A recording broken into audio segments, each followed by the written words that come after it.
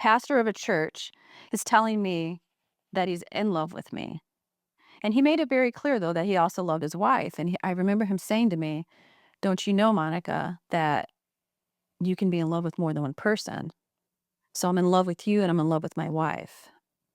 Well, I don't think I said one word. I mean, what do you say to that? I'm this young girl living there. I'm pretty much at their mercy. They're providing me food, shelter, and taking care of me. My mom's off with this other man. My dad's gone. And I was put in this position of very much relying on these people. I felt like I had nowhere to go. So when he's telling me this, I was shocked, of course. And then he started to tell me that if anything ever happened to his wife, he was going to marry me. I didn't, again, know what to say to that because I'm thinking, well, how would that work? I don't know, maybe I was 17 by then. How is this church going to accept me as your wife? But he would say these things to me as if this surely was going to occur. Like, when anything happens to my wife, almost like when something happens to my wife, I'm going to be marrying you. So in my mind, I'm thinking, well, I'm really confused, but I'm thinking, okay, he's telling me that he's in love with me.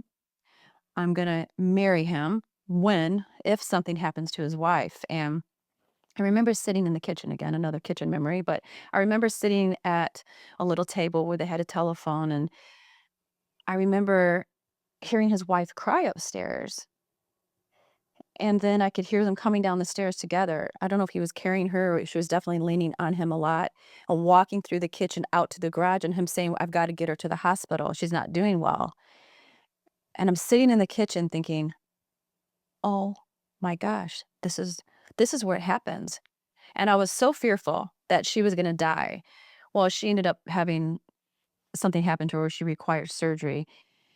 And I was thinking the whole night that if she died, like, okay, this is where I have to marry him. I mean, it's just crazy, right? It sounds nuts, but that's a position I was in, believing that this is what I was gonna have to do. During this time, he started to sexually assault me.